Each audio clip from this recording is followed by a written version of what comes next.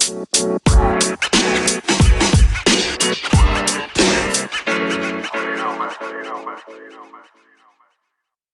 back to the Wingspan Podcast, episode 21. I'm Doug Barak, joined by my co-host Chris Mulholland of Nets Daily, and our special guest. Our guest is a guard from the Long Island Nets who spent time with Los Angeles Clippers and Minnesota Timberwolves in his 8-year career. He was also awarded the 2018 NBA G League Sportsmanship Award. We welcome CJ Williams to the pod. Thank you for taking some time out of your night to join Doug and I. What's up, man? How you doing? I'm doing well, man. Just trying to stay safe during these odd times. Of course. And then I guess we'll kick it off straight ahead with kind of what you've been up to since basketball kind of got put out of pause. Well, unfortunately, when basketball got put on the pause, I had to quarantine for a little bit. I had some indirect contact with Kevin Durant, and I had to basically quarantine myself once we found out he was positive. And then after that, I was able to leave New York and come back home to North Carolina, and been here ever since, just trying to stay, in shape and find different, creative ways to work out. And did you end up getting tested after that, or you just kind of just self-quarantined on your own? I just self-quarantined. I wanted to take the test, but at that time they weren't testing anyone who didn't show any symptoms, and I wasn't. So they told me I couldn't test, and that's why I did the 14 days, because they said if I show any symptoms as of during that 14 days, then they would allow me to get tested. But I feel that. Well, hey, at least you're doing well now. Oh, yeah. So jumping back, when did you first start watching the NBA? What was some of your early memories of watching? And did you happen to have a favorite team growing up? Well, I grew up in the era where Michael Jordan was, the man. And, that was my real young years, my toddler to elementary school years, watching Jordan and fantasizing about being Michael Jordan and stuff like that. So, I just basically loved MJ, and I was, ironically, I was a Tar Heel fan, and just grew up watching because of Michael Jordan and like watching him and going outside, watching a game of him and then going outside and mimicking him and everything. So that was kind of who like I watched the most, and that's like my first memory is Jordan, specifically the flu game. It was just a great experience to be able to watch it live and everything. So even though we're going to ask about The Last Dance later on, since you brought up the flu game now, what do you think about the whole Pizzagate or whatever you would like to call it? You can also call it the potential big hangover game. I don't really know what's the most accurate, but yeah, I mean, there's a lot of stories out there and conspiracies out there, but the way I look at it is either way, the man came out and still did his job. And it's crazy to think of the fact that we're probably never going to truly know what happened and why it happened. But hey, it's just one of those things where you kind of just enjoy the greatness that he showed during that game. No, for sure. And then was there an NBA team that you kind of, I guess, dreamed of playing of when you were a kid coming from North Carolina? Was it back then it was was it the Bobcats when you were a kid? I believe so. It was. It was the Hornets. It was still the Hornets. Yeah, it was the Hornets. That was the Hornets. And then they became the Bobcats. But I actually did not like them. I was a bitter person towards them. I don't know why. I still don't know why. But I was actually a Dallas Mavericks fan because I loved Dirk Nowitzki's game. Really? Yeah. He was one of my favorite players growing up. I would probably rank my 3 favorite players: Jordan, Tracy McGrady, and then Dirk Nowitzki. And who's the GOAT? Is it Michael? Oh, MJ all the way. Okay. MJ all the way. To me, it's not even a debate. I agree. Even as me, as like a late 90s kids, I know me and Doug go back and forth. I was born 98, so I didn't get to actually watch MJ, but that documentary kind of set it in stone for me who's the GOAT. But yeah, I mean, the thing with Jordan is like a lot of people's arguments with Jordan is that, his team was great, but what player doesn't make his team great? They're talking about those 90s teams. Well, what about when he was in the 80s and bringing them back to glory, getting them to the playoffs and everything? But, that's a story for another day. But, I just think Jordan transcended the game. And he made it more popular than what it had been at that point, to where it became a global game. Exactly. Yeah, I agree with that. Yeah, because back then, obviously the NBA was kind of cleaning up their game when he was kind of getting into it. And you brought up a good point. A lot of people don't realize that what Mike really did to that Bulls team, kind of bring them back to not the promised land necessarily, but mostly get a self-rebuild just with him going on and becoming a star. Exactly. I agree with you. But let's trace it back to kind of your playing career, where most of you started with NC State. You played 4 years there. Can you trace back some of your favorite memories from your time there? So my freshman year, I got the opportunity, unfortunately, to guard Stephen Curry, and I won't say I did a great job, but LeBron was watching the game, and that was one of my fond memories of that, because like these are guys that, like, now you look at Steph and he's a superstar. LeBron was on the sideline getting ready to play the Bobcats after us, and he was on watching the game. So, that was one of my fond memories. Upsetting Duke's national championship team at home is also another one of my fond memories. I mean, there were so many. Like my senior year, the turnaround that we had to be able to get to the Sweet 16 from being shown as the last team selected into the NCAA tournament, the paranoia that we had at our selection show watch, and just like getting in, then playing and upsetting San Diego State, then upsetting Georgetown, and taking Kansas, who ended up in the national championship, down to the buzzer. It was just, I really enjoyed my time at North Carolina State, and I kind of wish I could go back and play again in front of those fans. Yeah, that's a beautiful sentiment right there. And did you expect Curry, since you got to guard him back then, to be anywhere as near to where he is today? I knew that the game was probably going to start adjusting to different types of players, because that's what you have to do. And I didn't think, now I won't say I thought he would be a superstar like he is now, but I knew he would be really good just because of the simple fact that he could really shoot the ball. He's obviously, we see now, he's one of the greatest shooters, if not the greatest shooter of all time. But I knew back then that he was such a great shooter, there would be a spot for him in the NBA, and he would have success because he can shoot it. And you really can't stop a guy if they can create their own shot and shoot. It's almost impossible to stop.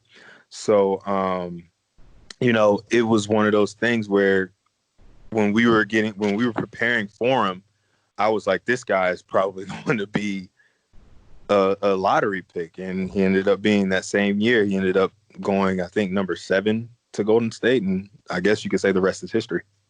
That's crazy how we went from, I remember seeing I was YouTubing it back then. I knew Steph Curry when he was on the Warriors, like Monte Ellis. That was like really when I started to really get to know him. Yeah. But I would say like with Steph, it's crazy to see like the jump he's made from like what he was projected to be to obviously the Knicks fans not getting him, and then obviously to what he became. But that's crazy. But after NC State, your journey got interesting because you went to Cyprus, Italy, and France. You kind of traveled all overseas to play basketball. So can you talk about those differences of playing overseas, and was it hard adjusting over there to that play style and stuff? It was very difficult to start. First things first that I want to say is that when you go over there, a lot of people don't think about the fact that not every person has like their own family, like a wife and kids and stuff. So when I went over there, it was my first time living outside of the state of North Carolina, and I went to Cyprus, and I was by myself. And so it was one of those things where, like, I had to learn how to fend for myself in a different country. And it was a great experience because I learned so much about myself and I learned about the abilities that I had just in day-to-day life, not even basketball, just in day-to-day life. But then adjusting to the basketball game was difficult too. I got called for probably like 10 travels in our preseason game because of just how strict they are with how your feet are. So for instance, if you want to go off the dribble off of a shot fake, you have to, like, if you're pivoting off your left foot, you have to cross over with your right foot. If you try to go right off your left foot, left pivot foot, they automatically call travel because they say you pick your foot up. So I got called for that like a bunch of times, and my coach was just kind of like, hey, like, you just have to learn to adjust because that's how it is here. So it was that was probably the most difficult part, is adjusting to the traveling calls. Yeah, and so what kind of advice would you give to other players that end up going overseas during their career? Like, what's kind of the things you would recommend not doing, recommend doing? You know, what's your best advice? I would say be open-minded. Embrace whatever culture you end up going to. Maybe you don't have to take on that culture, but just be ready to learn a little bit about the culture, because you're going to need to be able to, like, use your teammates as your family. Your teammates at that time become your family at some point. You see in them every day. You're practicing with them. You're going to dinners with them. You're going on the road. You're in hotels with them. I mean, honestly, it's the same as being here when it comes to your team, but it's even more amplified when you're over there because you're not seeing your family as often as you normally would. So just be open-minded, be ready to embrace the culture, and everything will go smoothly at that point. And was there anything from your Euro playing that you took back with you to the States, like any play style or types of shot selection, something different? The game over there is a little different in terms of shot selection, honestly, because they encourage the mid-range shot. And, you know, as of now, the mid-range shot has kind of been taken out of the game here in the States. So, you know, I think if I would say anything I took from there is the amount of work that you have to put in when you're there, because you have to get precise. Like, you have to be, your practice time has to be quality over quantity, because you don't have the gym as much as you would here in the States. The practice facilities over there are mostly multi-purpose facilities, and you don't have 24-hour access. So you have to kind of stay focused when you're working, and it becomes difficult. You know, you're 7 months in to being in a different country playing basketball. You know, your brain starts to want to be home, and you're ready to go home, but you have a job to do. So you have to stay focused on doing your job. So I would say that would probably be one of the most difficult things about being there. And would you say the cuisine kind of helped diffuse that kind of feeling? Oh man, the Italian cuisine was so good. I really feel that Italian food is the best food in the world to me. Just the, you know, and over there, the amount of like freshness that the food has is just tremendous, and it just makes the food taste so good. So it does help when you get to go to dinner and you're having like these great meals with a lot of pasta, but you're not gaining any weight at all. So yeah, no, I definitely miss the food, especially the carbonara. And then CJ, what about the fans? The fans are crazy, man. Yeah, I got to ask about the fans. It's the things that you see at, like, you know, the soccer games where they're chanting and they're singing the whole game. The same thing happens in the basketball arena. And it's just, I think it's actually louder because it's, you know, obviously it's a stadium or a dome. And so the sound just bounces off the ceiling and comes right down onto the court. And it can get really, really, really loud. And, you know, the atmosphere, it's fun to play in front of because the fans are so crazy. And then, you know, you go on the road and you play and you beat that team, you rush out of the gym because the fans are going to be upset and they're going to be yelling. And sometimes, which unfortunately has happened with me, I've had things thrown at me as I'm leaving the court on the road and stuff like that. But that's a part of their culture. That's how they do things. Sounds like March Madness on the reg. Oh, yes. every game is like a NCAA tournament game. And then would you ever consider going back overseas to play ball later in your career, or you're kind of just, you know what, let me stay here? I would obviously, any person would tell you that they would prefer to stay here. You know, I would honestly like another shot at the NBA. I think I had great success. My year with the Clippers, I got injured at the wrong time and kind of derailed me a little bit. But you know, I want another shot at the NBA. But if I don't get that, you know, then, you know, overseas wouldn't be something that I'd be opposed to. I would go back over there because I enjoyed my time there when I was there. Yeah, no, that's really great to hear. So as you mentioned, you spent time with the Clippers and then also with Timberwolves and their respective G Leagues. So can you talk about time with those teams, what you learned, and any memorable stories you may have with those franchises? You know, probably the best memory of those 2 years was when I was with Minnesota and I was actually playing backup point guard to Derrick Rose the night he scored 50. Oh, wow. It's so funny. I was getting ready for the game and I wasn't sure if I was going to dress out because I didn't know if I was active or inactive. And then Jeff Teague and Tyus Jones both said that they couldn't play. So they tell Derrick he's starting, and then they're like, CJ, can you play point? And I'm like, yeah. And they're like, all right, they said, do you know everything? I said, yeah. They was like, okay, so you're going to be the backup. He said, just don't turn the ball over. Like, that's literally all we're asking. Don't turn the ball over. Don't worry about anything else. If you get in trouble, we'll have Wiggs come and help you, like all that kind of stuff. So I'm nervous because it's the first time I played point guard since high school. And so I'm like, okay, well, let me just make sure I get the ball up the court. And I Mark Jackson the ball all the way up the court, turned my back the guy down all the way down the court. It was Dante Exum. And then just watching Derrick like score those 50 points and the impact that he had solely just by creating. And then at the end of the game, every time I see the clip, I get emotional because I see the amount of passion, and I saw firsthand how much he puts into the game of basketball, and to see the amount of passion that he has for the game, and just to see him break down like that, it was one of the best feelings in the world, just seeing him feel like he was back. He just felt like he was Derrick Rose again. And to be part of something so substantial must have been just left you speechless, I'd say. Oh, yeah, definitely. And what is it like looking at how the Timberwolves are now and the Clippers are now, since it's been a few years, and looking how the teams have evolved per se? The Minnesota so far, they seem to be going in the right direction.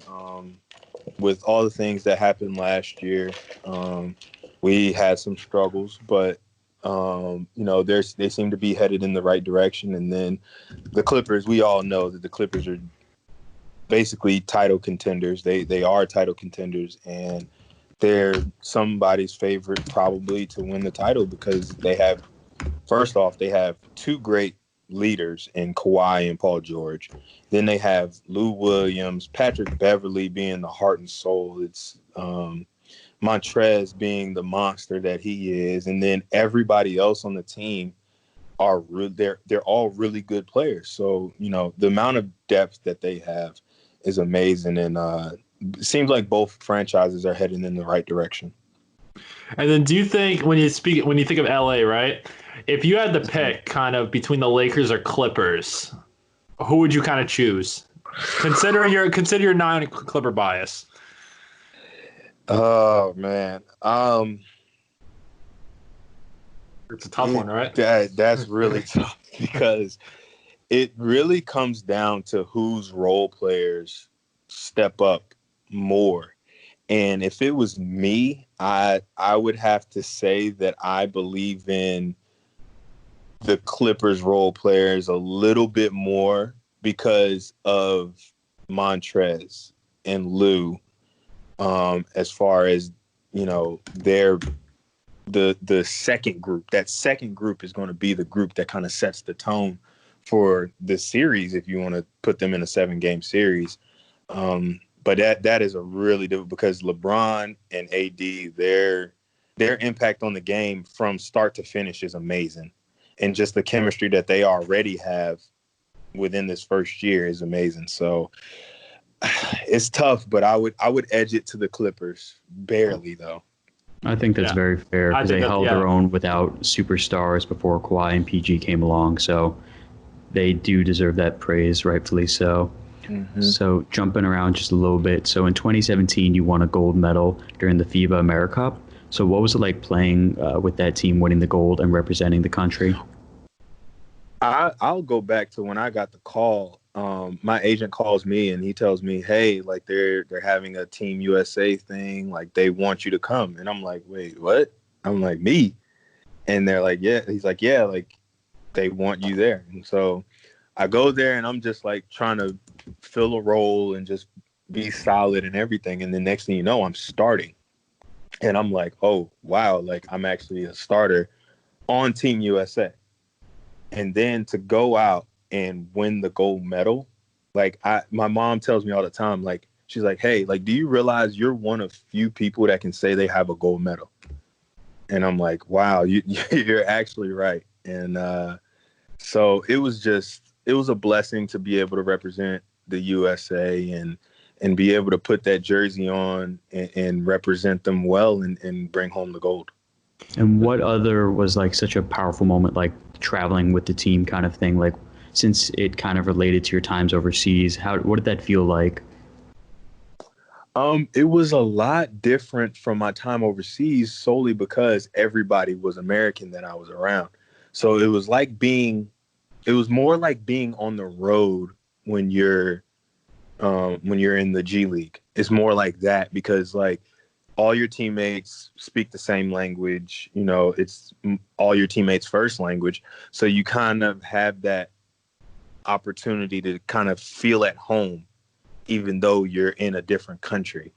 So it was that helped a lot. And then just obviously me at that time, I was one of the guys on the team that had more experience having been overseas. So I knew the FIBA game more than a lot of my teammates, and being able to tell them like, hey, like this is how it's going to be. Like there are going to be certain things that you have to make adjustments to, and being able to tell them beforehand and then watch them from the first game to the final game, the adjustments that people have made and how they adjusted and made like the transition to the international game.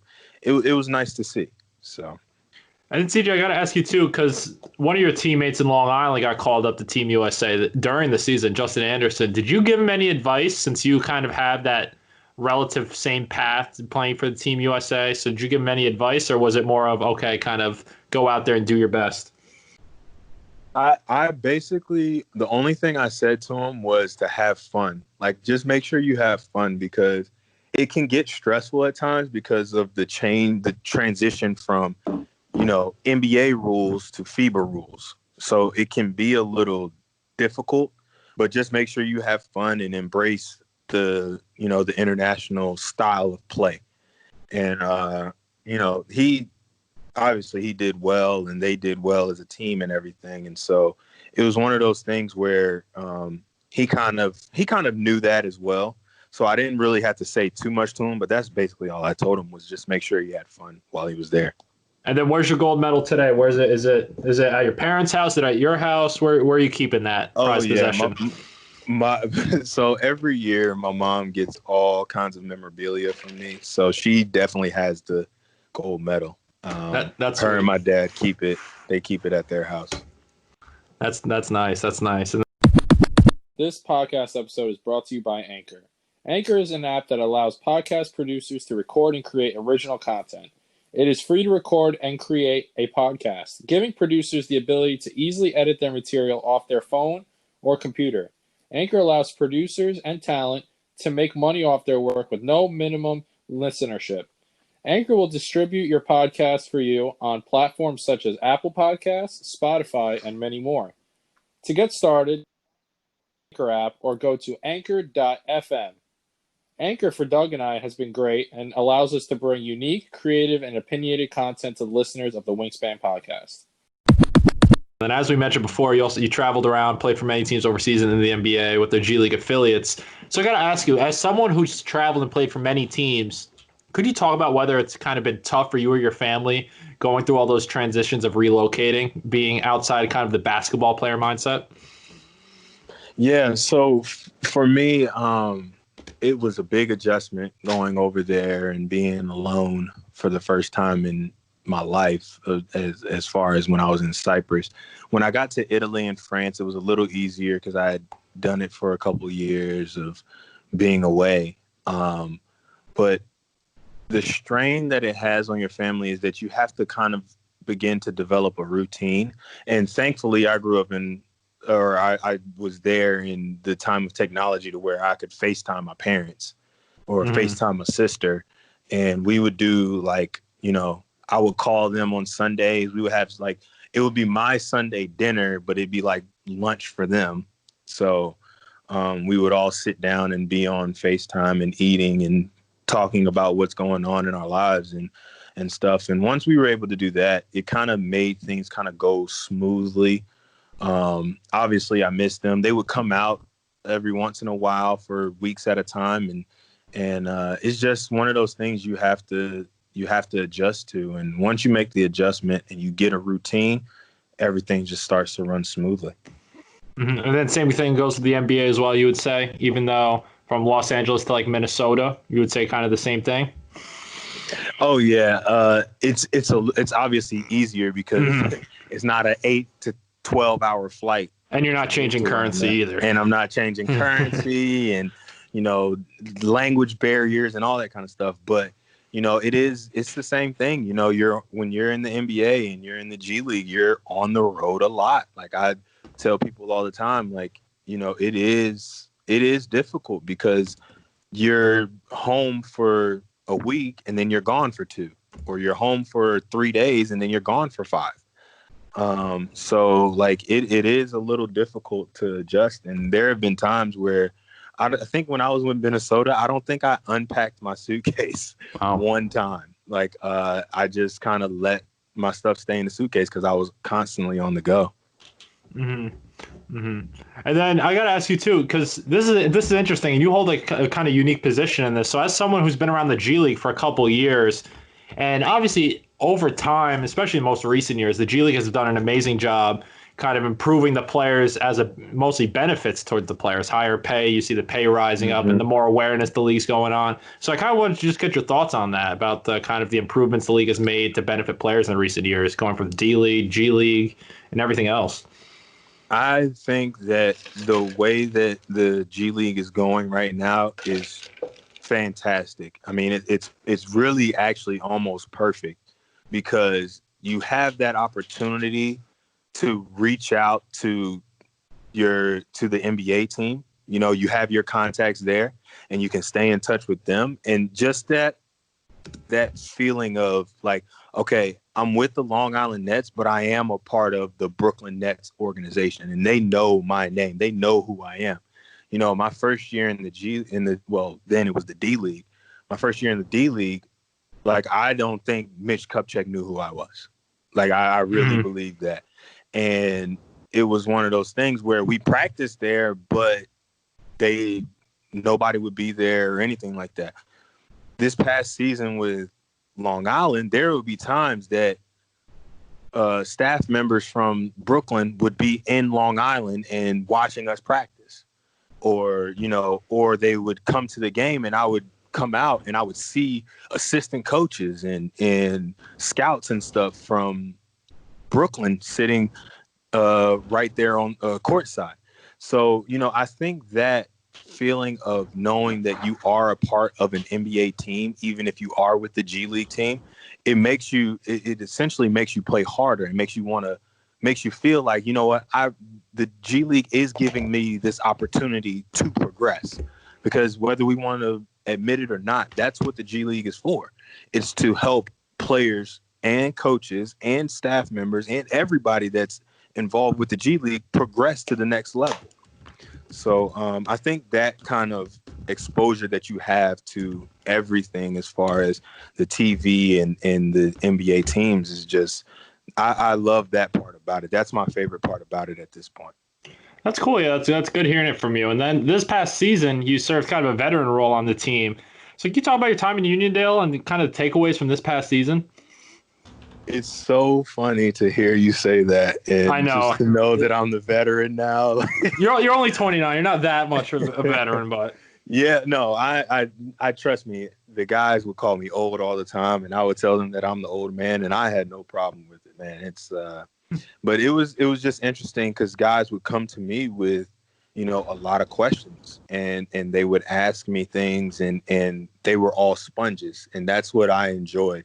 They embraced me as the leader of the team, as the veteran of the team, and that helped things run so smoothly. And guys would, you know, they would ask me, you know, questions not only just about basketball and as far as like the NBA and the G League. They would ask me questions about like things off the court, you know, how to, you know, certain people would ask me things about, you know, how to know when these dates are that you're supposed to get your money, or when you're supposed to, you know, apply for certain things that you get, certain benefits that you get, and how to do those things. That's where like I enjoyed the most. I really felt like those guys were some of the best followers to my leadership that I've ever had. did you take any of those guys underneath your wing, and like specifically? I would probably say Devin Kennedy was probably the guy who I spoke with the most, I advised the most. Great guy. He is. He really is. Great guy.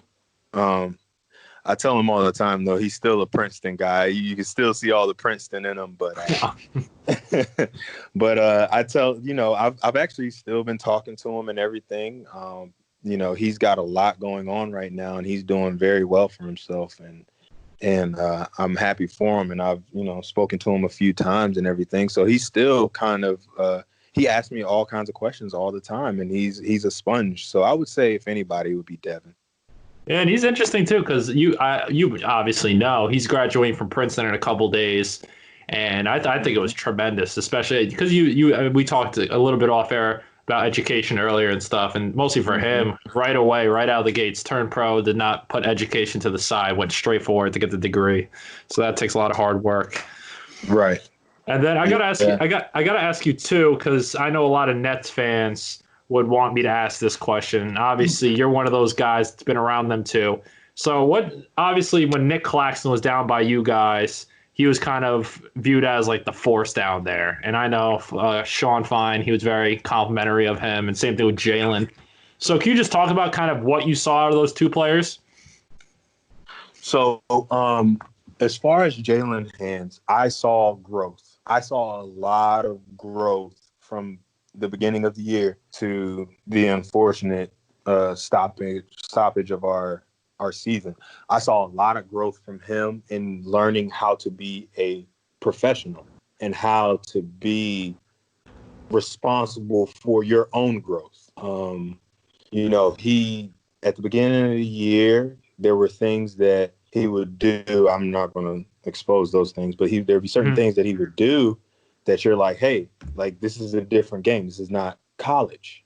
And so then at the end of the year, I started noticing he was really understanding, okay, this is why they're saying that. You know, I'm more of a threat if I allow things to develop rather than to try to go get it every single time. And then for Nick Claxton, you know, being a guy who spent his the first couple months up there, you know, a lot of guys would feel some type of way when the team would ask them to come down. He wanted to come down. He wanted to be there to get the opportunity to play the game and get himself ready for that next level. So to see that from him was probably the biggest compliment I could give him. And he handled our games as if it was the NBA Finals Game 7 every game, every single game. And he was a real professional at such a young age, and I was very impressed by that. That's good. That's good. And that's interesting that you brought that thing about Claxton, because when I talked to him at Media Day and I asked him about the Long Island, because I know a lot of players at that time, you weren't on the Nets, but you saw the Nets probably, they're very involved with their G League team. And obviously, from your time this past season with the call-ups and the assignments and stuff. So they're very involved. And that's cool hearing that from Nick, because when I talked to him at Media Day, he even said, like, I'll definitely play down there. Like, my goal is to get better. He took that very like slow approach to it. He's like, hey, I'm a rookie. Like he gave you that kind of response. That's good to hear. And then do you and your teammates and coaches still communicate even though that the season's officially kind of over? Yeah, I've actually talked to them pretty much at least once or twice a week. I actually talked to Coach Fine the other day, and he just checked up on me. Matt Riccardi has actually checked up on me a couple times, just trying to make sure that, we're all staying safe and stuff like that. So, we still communicate and everything. And that right there just shows you the integrity of the organization as a whole. Mm-hmm. Yeah, Matt and Sean are both great people. I can't praise them anymore. They're great guys. And then now, what would you rate the season? Like on either a letter scale, number scale, or just whatever kind of scale you want to throw it on. What would you kind of rate the season? I would say on a scale of 1 to 10, it was probably a 7. Obviously, we had the rough start, and then we kind of picked things up a little bit, hit our nice little stride, then had a little bit of a slip up. But I really believe that at the point that we were at, we gave ourselves a great opportunity to make the playoffs. And I feel like once you make the playoffs, specifically in the G League, once you make the playoffs, anything can happen. And I really believe that we had an opportunity to do something great. Just unfortunate that we couldn't finish things out and see where things would go. Yeah, exactly. I feel that. So how is it like with the fans over there? Because that G League team is so new to not only the island, but to the league itself. So what was that like for you? Well, their connection to the community, our connection to the community as a whole organization was amazing. Some of the events that we would do and some of the things that, some of the games we would have where there would be, thousands of fans. It's just amazing to see that in a G League arena, when I know coming from my first year in the D League, we would be packed out at 400 people. And, now their connection to the community is just so amazing. And being able to do some of the events that you can do in the community and everything, I believe that Long Island is doing a great job of finding a way to connect to the fans. Definitely love to hear that. So switching gears a little bit. So what are your thoughts on the NBA looking into reviving their season of the proposed formats for playing? What appeals to you the most if it was up to you, basically? To be honest, it would be really hard for me to choose to play. And just because I know how uncertain these times are right now. And, the fact that there are so many different things that we could that could possibly happen. It's just hard for me to find a way to kind of put this at the forefront, put basketball at the forefront, of course, to be able to play. Even when like I said earlier, when I had to quarantine, I really wasn't worried about myself. My sister and I lived together in the off season. And so I told her specifically, I'm like, hey, I'm a little bit of afraid to come home because, I had this indirect contact. They're saying that I could be a carrier and not show any symptoms. And then I give it to you and then you have symptoms and it could possibly affect you. So that's the biggest part that would be hard for me, is just knowing that, I could be a carrier or somebody could be a carrier and not even know it and have no idea of it. And then things could just develop from there. So I just think right now it would be really hard to find a way for me to say, yes, let's go ahead and play. No, I totally understand that. I understand that completely. I definitely understand from a mental capacity. Like, as you said, caring more for others than yourself. You know, it wasn't too long ago. It was Mother's Day, and my parents, who live only 11-minute walk from me, invited me over, and I'm just like, I don't feel comfortable with that. And it's so hard to believe, and I don't know how to. I still does resonate. Like, there is benefit of living by yourself, but at the same time, in such unique circumstances. Thankfully, cabin fever hasn't hit me yet, but I get that. And I mean, it's great as a business for the NBA, and it's great for fans, but I want them to be as safe as possible, because not everyone, regardless of health, will react the same. And because it's a silent carrier thing, the sleeper agent type thing, that's to me one of the scariest parts. So I certainly hope for the best. It's going to be very interesting having potentially basketball in the summer. It's like Christmas in July. But we'll see. But hopefully if there are any precautions, any fallback, it's mild, to say the least. Right. Exactly. So switching gears to a much more lighter topic, what was your thoughts on The Last Dance and some of your memories with Jordan and that Bulls team? Obviously, you mentioned the flu game, but what else popped out to you? Just some of the things that we didn't know as a basketball community about, like, I knew nothing about the guy that was his head security guy that turned into a father figure to him once his father was unfortunately murdered. It was one of those things where, all I knew was that Jordan didn't have his father at that point. I didn't know that somebody kind of stepped in and kind of took him under the wing and made him feel almost as whole as you can at that point.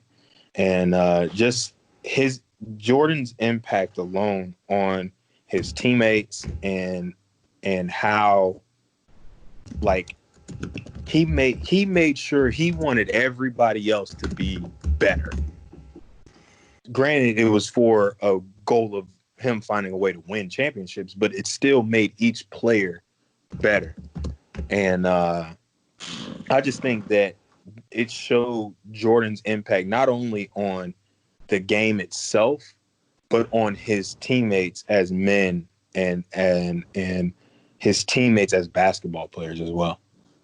Yeah, no, definitely. And what was your thing on how his teammates were portrayed? Do you think it was an unfair perspective? Do you, like, obviously it's a lot of through Jordan's lens per se, but how do you feel they were portrayed, especially now in the age of social media, when back then, it wasn't really around? Well, to me, that's the unfair part to Jordan, is Jordan can only tell it from his perspective. And yeah, granted, it didn't paint certain players in the best of lights, but at the same time, that's just one man's perspective. If we could go back and do a documentary for every single player, then we could finally make a real, assumption about how guys were or who they were when they played with Jordan. But we're talking about from one man's perspective. And I think that's what we have to keep in the light, is that we're talking about one man's look into what that dynasty was. Granted, it's Michael Jordan, so he's the greatest, but it's still just one man's perspective. And we I really like that you're mentioning that. Right. Yeah. Like I just think that that's the best thing for it, is to understand that we're talking about one man's opinion, one man's eye in an entire dynasty that probably had over 200 to 300 people that were a part of it. We're talking about one man's perspective. And granted, it doesn't paint people in the best of lights, but that's what one guy thought. That's just how I look at it. Yeah, no, I think it's really smart to put it not the end all be all in perspective, because sometimes in history books, you want it to be painted fairly, but unfortunately, I don't think we're going to get a couple more last dances out of people. Right. But some other interesting things of like, what did you think of load management back then? For example, with Vegas, would you ever expect something like that nowadays? No, there's no way. Yeah, I was gonna ask that. I was thinking about it. I was like, definitely want to hear his response for this one. I don't think any coach today would allow any player. I think the only player that would ever be able to get away with that is Dennis Rodman. Like, I just don't think that anybody else would be able to do that. I don't even think maybe a LeBron, maybe, but I don't even think that he would want to do anything like that. So, I don't think that anybody would allow another player to kind of take a vacation in the middle of the season, let alone what we found out about him doing the WWF in the middle. Yeah, that was the craziest one. I thought Vegas was nuts. Yeah, to me, Vegas was nuts, but that was even worse because we're talking about the NBA Finals. We're talking about the championship. And the guy just leaves and goes to a whole nother state and does an appearance that has nothing to do with the Chicago Bulls. It's just, it was amazing to me. But, hey, they did it. They were able to win it all. It doesn't even matter, really. Yeah, no, I can't imagine if it was the other way around. You'd never hear the end of it. I think they may have benefited from not a lot of things that was highlighted during the series was, if social media was around. I'm very curious how that Bulls team would be portrayed specifically. Another thing I can't get it out of my head is Jerry Krause being the main villain in Space Jam, because I'm not that they verbally committed that, but I can't get it out of my mind. Oh yeah, the meme that came out of that. So many memes, and it's just one of those things, especially in social media today. It's one of those things I cannot unsee that now. And then CJ, I got to ask you, the final question I got, at least on my end, is what's next for you? I know everyone's plans have been messed up. So do you have any plan as of now, or are you going to take it day by day? What's kind of next for CJ? I'm pretty much just taking it day by day. Don't know what to expect next. Once everything starts to fall back into place and we get a sense of normalcy, I'll discuss with my agent what to do next. I'm not sure whether I'll be here or if I'll be in, play overseas or what. But, it's just one of those things that as of now, I have to take it day by day. And then when time comes, really evaluate where I am in my career and what I want to do. Mm-hmm. Well, like you mentioned before, I hope you get your another shot at the NBA. You did very good this season, in my opinion. Thank you very much. And then CJ, thanks again for joining us, man. We really appreciate you taking some time out of your night to join Doug and I. Really appreciate it. Oh, no problem. Thank you for having me, and best of luck to you guys with everything. Thanks, CJ. So appreciate it. All right, Chris. Time to give the closing remarks. Yeah, sure thing. So, guys, feel free to remember to send over any suggestions, questions, comments, or thoughts on any of our content by sending an email to wingspanpodcast@gmail.com. And do not forget to follow us on social media. Most importantly, though, make sure to subscribe to our podcast on any of your preferred listening services. And as for next time, stay classy, take care, and stay safe.